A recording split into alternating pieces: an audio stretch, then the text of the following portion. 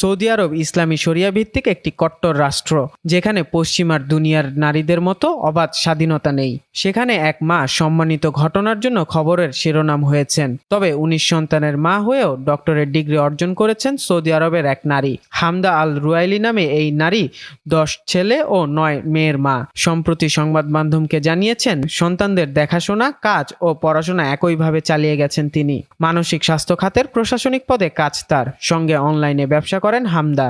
তিনি বলেন, আমি দিনের বেলা সন্তানদের পরিচর্যা ও কাজ করি, রাতের বেলা ব্যবসা ও পড়াশোনা চালাই।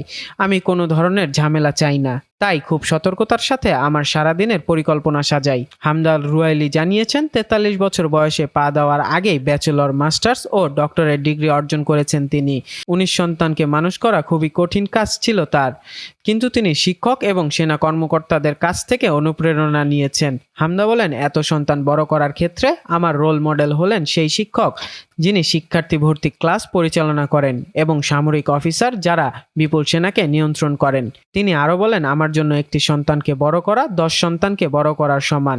আমি তাদের প্রয়োজন নিয়ে কাজ করি, লক্ষ্য অর্জনে তাদের সাহায্য করি এবং তারা যেন নিজেদের ইচ্ছাগুলো পূরণ করতে পারে সেজন্য তাদের অনুপ্রেরণা দেই। হামদা জানিয়েছেন, তার সন্তানরাও লেখাপড়ায় বেশ ভালো। তার এক মেয়ে এতটাই মেধাবী যে কিং আব্দুল আজিজ সেন্টার তার পড়ালেখার খরচ বহন করে। অনেক বাধা বিপত্তি আসলেও লেখাপড়া থেকে কখনো বিচ্যুত হননি জানিয়ে সৌদির এই নারী বলেন, এত সন্তানের মা হিসেবে আমার অনেক দায়িত্ব থাকা সত্ত্বেও আমি আমার শিক্ষার স্বপ্নকে বাদ দেইনি। 2018 সালের হিসাবে সৌদিতে নারী প্রাথমিক শিক্ষার হার 98% আর উচ্চ শিক্ষার হার 60%।